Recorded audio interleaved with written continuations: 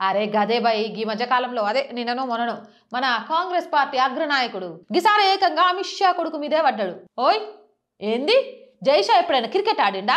అరే బ్యాట్ పట్టుకోవడం వచ్చా? బాల్ ఎట్లా చేయాలో వచ్చా? అరే ఒక పరుగన్న చేసిండా?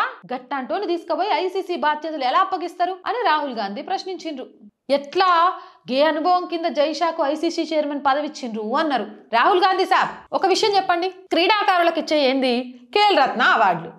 మరి ఖేల్ రత్న అవార్డుకు ముందు రాజీవ్ గాంధీ పేరును జత చేసిండ్రు. ఆయన ఎన్నాడలాడిండు ఈ దేశం కోసం? గాయన పుట్టిన రాష్ట్రం కోసమే ఆడిండా? మరి గాయనకి ఖేల్ రత్న పురస్కారానికి సంబంధం ఏంది సాబ్? అసలు ఫస్ట్ గురి కింద దాని కింద నలుపు చూసుకోకుండా ఎరుపు చూసుకొని మురిసిపోద్ది అంటారు చూసిండ్రా? గట్ట మురిసిపోవటం మానేశారు. గప్పుడే నవ్వుల పాలు కాకుండా పప్పు అని పిలిపించుకోకుండా ఉంటావు. లేదంటే నేను చెప్పాల్సిన పని లేదు, కామెంట్లలో మా వాళ్ళే చెప్తారు చూడుండ్రి.